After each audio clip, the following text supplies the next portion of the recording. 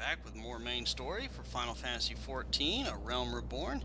So let's get right to it here. We'll ask another favor of you. Ooh. Captain Ilbert and I have a few questions for the Flame Marshal regarding the circumstances of her miscalculous escape. When we have completed our interrogation, we shall take our findings directly to General Rubon, and that shall be the end of that. Your work here is done, my friend. My thanks. But I have one last task for you. Return to the Rising Stones and appraise Melfina of all that has happened. I'm aware that the entity held Rama in high regard. Better or worse, she will want to know how this tale ends.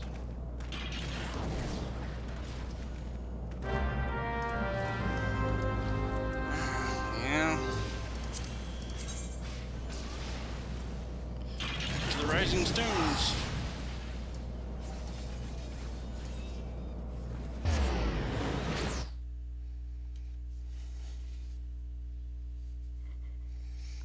Yes, chin.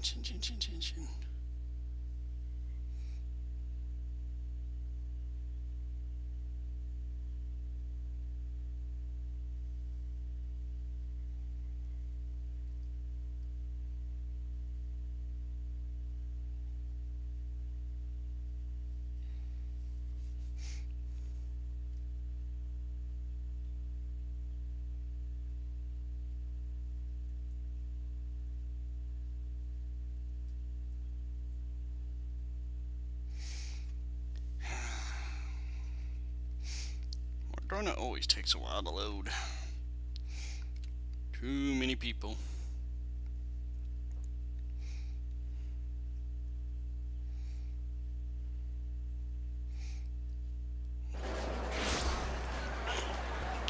Considering in version 1, this place was nothing but desolation. And then, it was Ulda that was the big traffic area. Everybody was there. Verdania basically had nobody. Mensa had very few, and then everybody was just at Ulda. For one reason or another.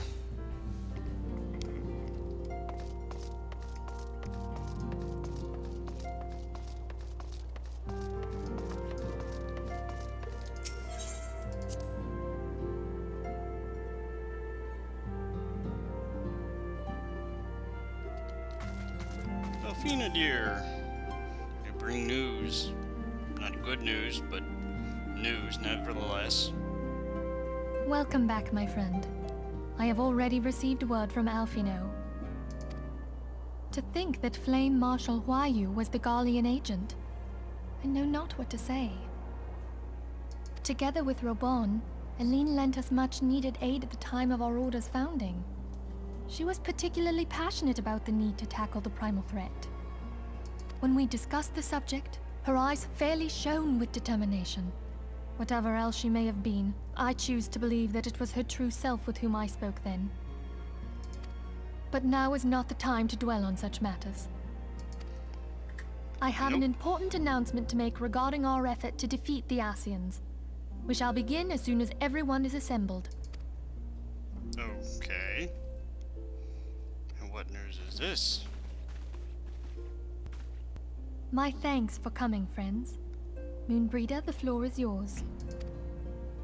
By now, I'm sure you're all familiar with White Auracite, the miraculous material that'll allow us to capture Ascian souls.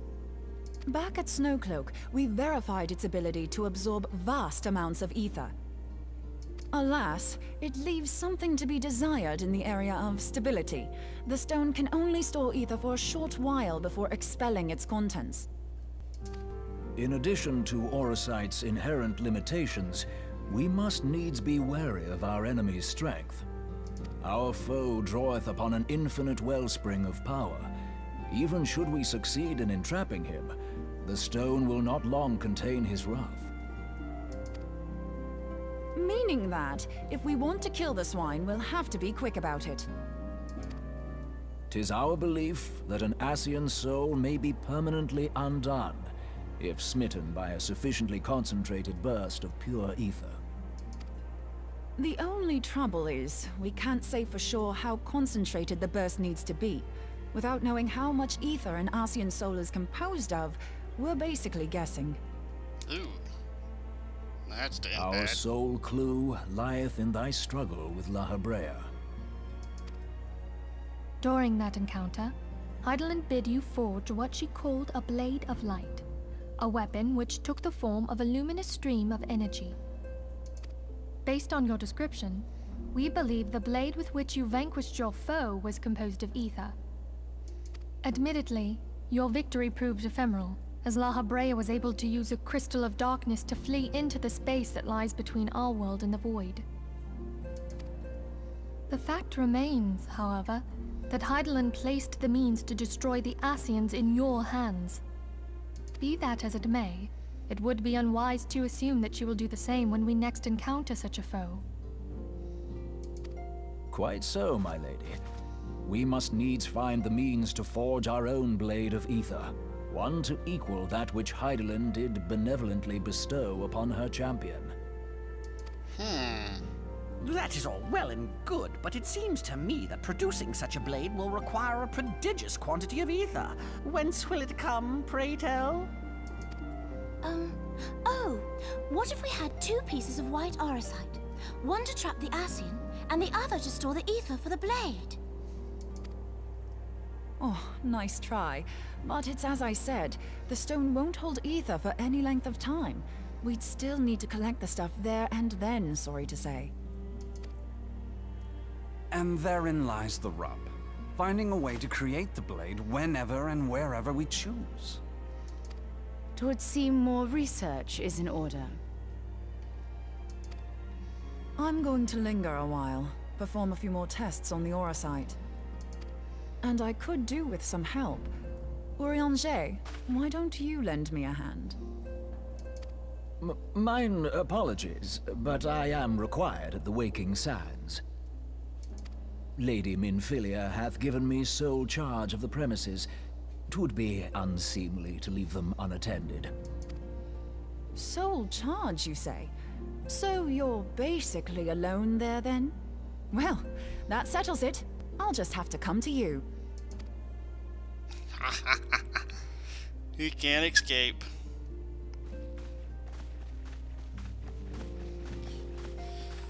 Poor sod. While you were afield, word arrived from the Sharlayan motherland. You will recall that a survey party was dispatched to investigate the incident of the Isle of Val. What they discovered was troubling, to say the least. According to the report, the isle has been erased from existence. 'Twas as if a hole had been torn in the very fabric of reality. Aye, yet the mystery endeth not with the isle's disappearance. It hath come to light that a number of scholars in various other locales were reported missing at a similar juncture. What's more, they all had something in common with the head of the students of Baldessian. Every last one of them was researching a phenomenon called dimensional compression, or the rejoining as the ancient texts call it. I'll be damned if that's a coincidence. All indications suggest Ascian involvement. But I sense that a force greater still is at work. The entity the Dark Beings call the One True God. We must pray that my dear friend Kryl regains consciousness soon. If she bore witness to the Isle of Val's final moments, she may be able to shed some light on this mystery.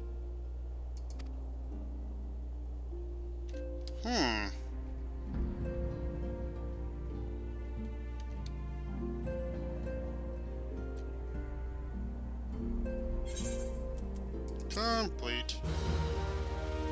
That was it? Well, I ain't gonna complain. More story. Ooh, hello.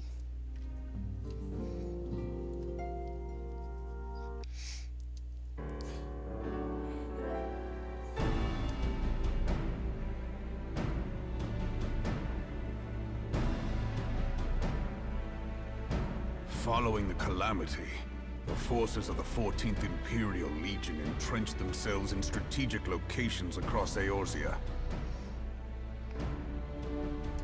So swiftly did they accomplish this, it was suspected that they had received help. To think that it came from Huayu. My right hand.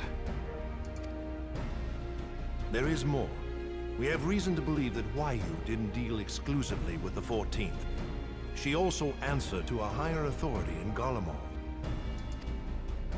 But this higher authority could not have been the Emperor. By consenting to the Media Project, Solus Zos Galvus showed himself to be more concerned about preventing the spread of primal influence than claiming Eorzea for the Empire. He would happily have seen the lot reduced to ash.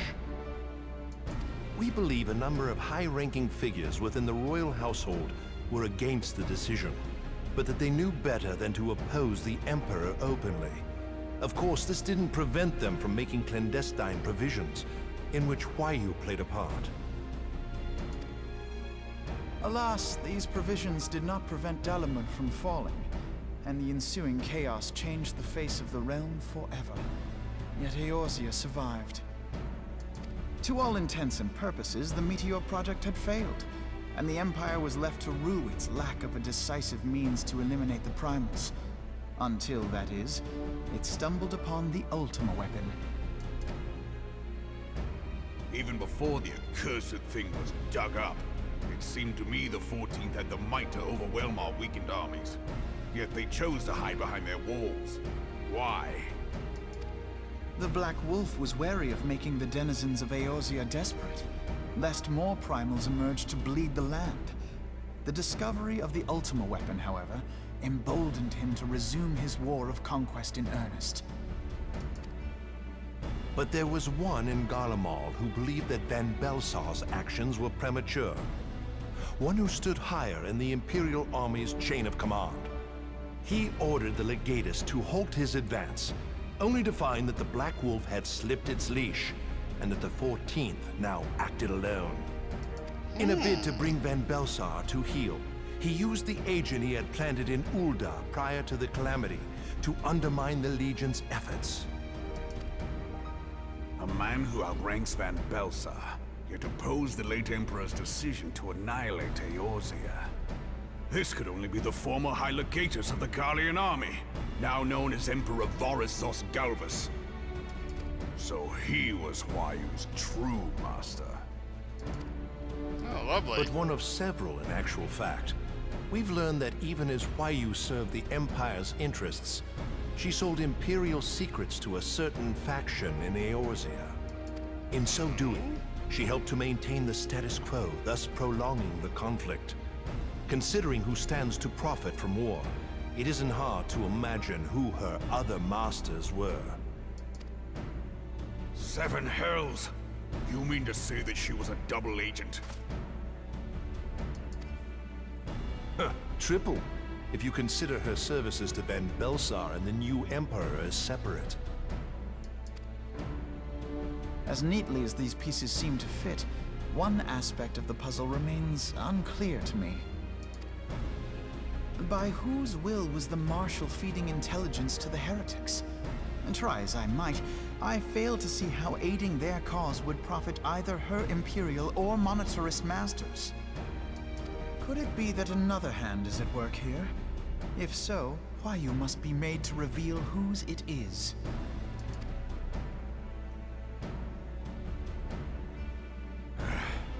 Not only have I lost a trusted friend, now I must interrogate her as a stranger.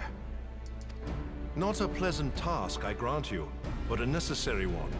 Unless we weed out the ivy, root, stalk, and stem, it will simply grow back. I know that full well. Those closest to Huayu have already been detained, and I will question them alongside her. General, pray keep in mind that there may be unwitting abettors among them. All will be treated fairly. On that you have my word. Those who are innocent have no cause to fear. You have ever been a friend of truth, General. I hope the unpleasant task of weeding out falsehood will not detain you too long. Though it be for the sake of Eorzea, doubting one's comrades is poison to the soul. And with that, I take my leave.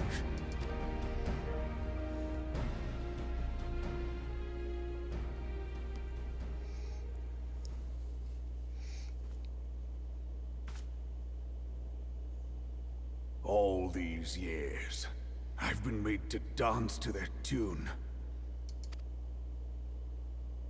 How could you, Huayu? How could you side with them? Those cankers who take from this land and give naught in return, who use their power to disempower and grow fat while the people starve. I know you can hear me, monitor as scum. Your crimes will not go unpunished. One day I will purge this land of your sickness before the eyes of the 12. I swear it.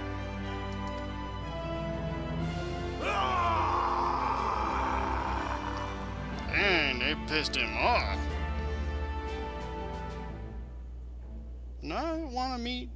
You run into him in an angered mood. Oh, it's a little stuffed Moogle, and I shall have no further need of you this day. Your Grace. ready and waiting.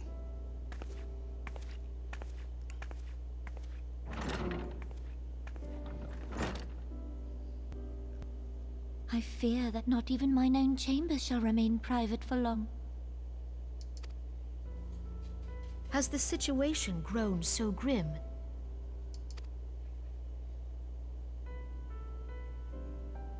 Ever since he proposed the Cardinal Reclamation Bill, Teleji Adeleji has risen to greater prominence upon the backs of impoverished refugees. The monetarists were ever united in their pursuit of profit, but the man's actions have torn a rift in their ranks. They snap at each other as rabid dogs. Oh, lovely. Yet now is not the time to be bickering among ourselves.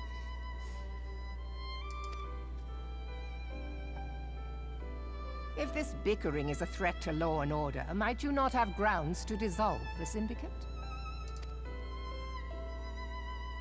Would that the solution were so simple, Admiral. Alas, my moving to dissolve the Syndicate is certain to spark outrage among the influential merchant class, whom the Cabal represents. This would serve to exacerbate the current unrest, and peace would slip still further away. Be they rich or poor, natives or refugees, all who reside in Ul'dah have a right to pursue happiness. It is the duty of a ruler to protect this right. If I am to perform my duty, I must needs tread warily. It would not do to make enemies heedlessly. Were Lord Lolorito here, he would doubtless say that I have my head in the clouds. A ruler is required to take a wide view. Try as we might to cater to all needs, some will inevitably be overlooked. As such, there shall ever be citizens who feel aggrieved. It cannot be helped. But as you have informed us, the monetarists take no view but their own. They hunger for power while the masses starve. In the absence of a common cause, it seems beyond any one individual to make Ul'dah whole. And the presence of a Garlean agent within the Immortal Flames only makes matters worse. Even accounting for Ul'dah's historic reliance upon mercenaries, such a grievous breach of security is unprecedented. I fear this business will provide the monetarists with a rod to beat Rauban.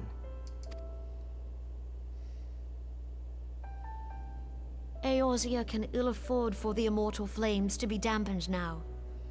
Ere long, the Garleans will turn their ravenous gaze toward our lands once more. If we are to resist their might, our nations must stand together. Yet for this to happen, our nations must be whole. Cannot be done to improve the situation in Ul'dah.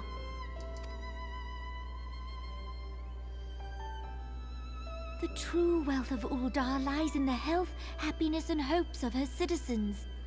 Alas, the citizens shall never know these things, so long as their lives are ruled by the ambitions of the few. The monetarists claim to represent the best interests of the people, but in sooth they desire only to manipulate them for their own selfish ends. For the government to serve the people, it must be formed of the people. For Ul'dah to move forward, it is not only the Syndicate that must be dissolved. Nay, you jest.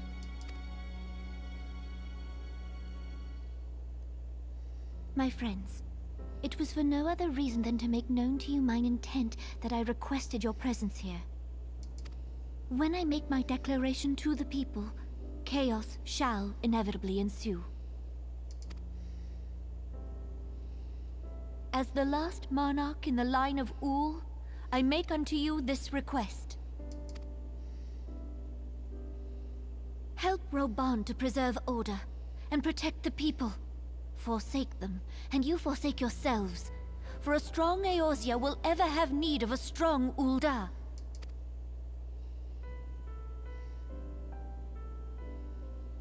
Your Grace, are you certain of this? There is no other way. When the time is ripe, the nation shall become a true republic. Both royalists and monetarists shall cease to be. Ul'dah will no longer belong to kings or queens or merchant princes, but to her people.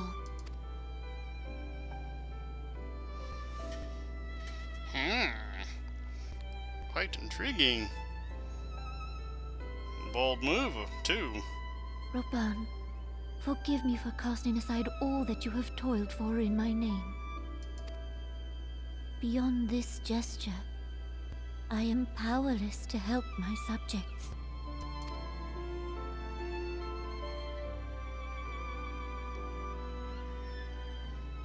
She's got it rough.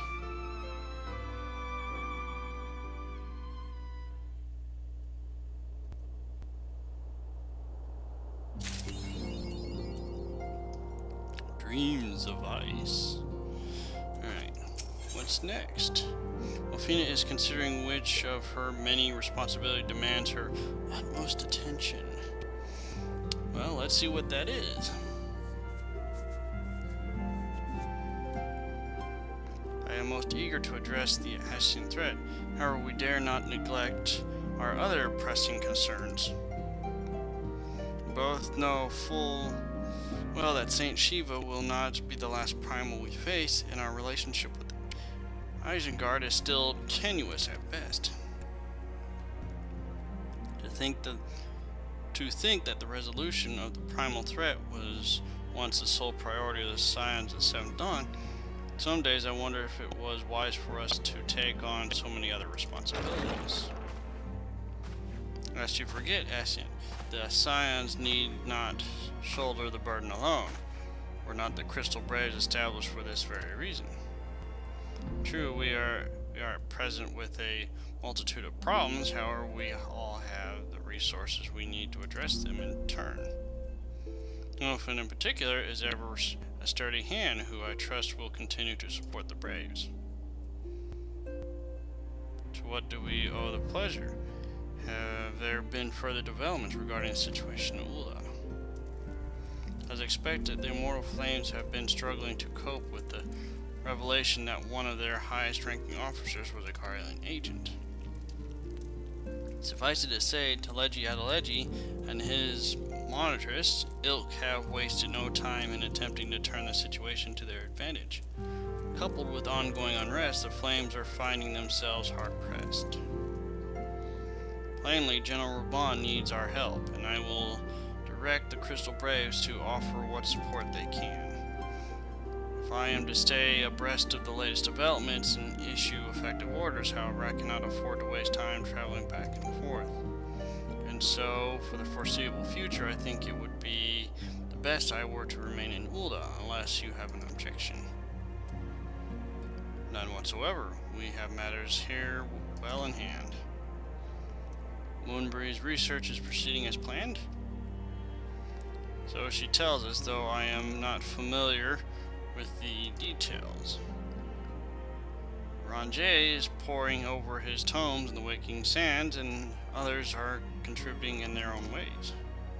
Alas, the key problem, how to form an ethereal blade at will, remains unsolved. Nevertheless, it is only a matter of time.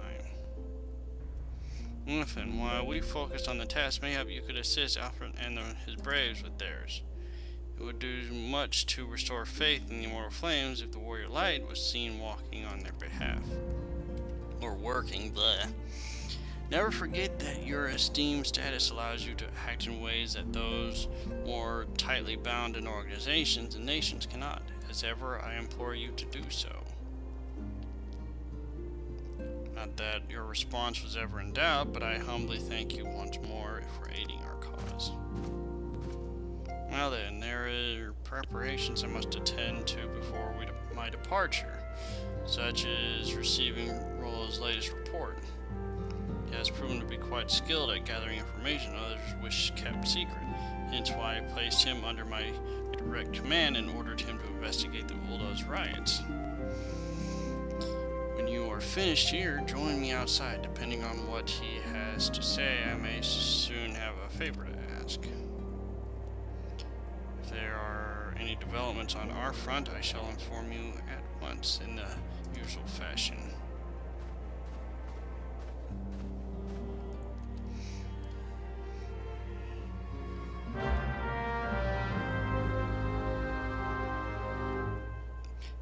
You lot making me travel back and forth. You don't pay me enough for these expenses.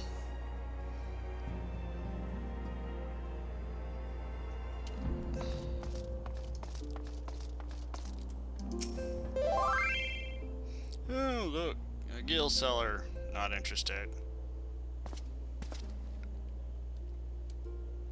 Pleasure as always, Enelfin. You'll be escorting the Commander Ulda, I take it? Actually, I had another task in mind for him. If you would be so kind as to repeat your report for his benefit. Right then. Me and might have been making inquiries into the source of the weapons what found their ways into refugee hands a ways back. So it happens we caught wind of something promising, a rather large purchase of sharp and pointy things by a black marketeer holed up near Highbridge. Doubt this man would have secured such a quantity of weapons if he did not already have clients waiting.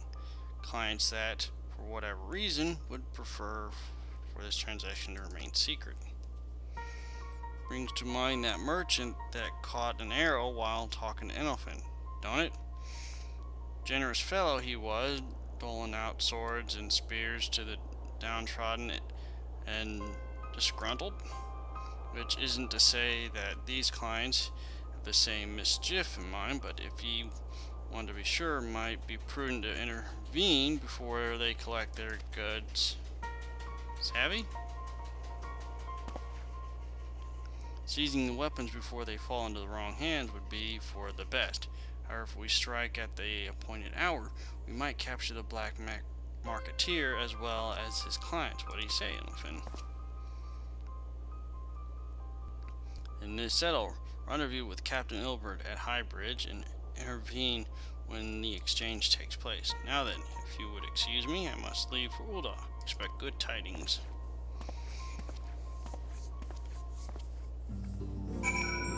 We'll see.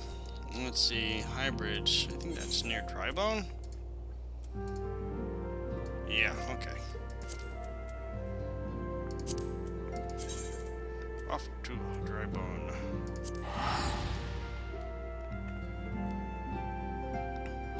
My back is killing me. I got a dog back there making himself comfortable. Believe me, it's not good on the back.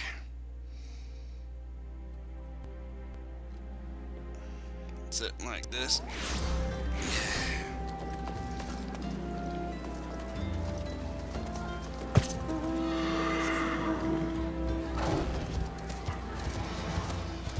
Alright, off to Highbridge.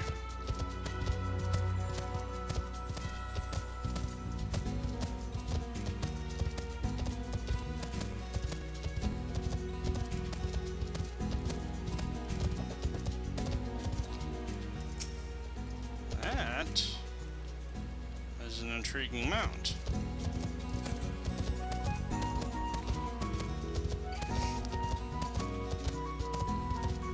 The Fury of Bahamut. Baphomet, or however you wish to call her.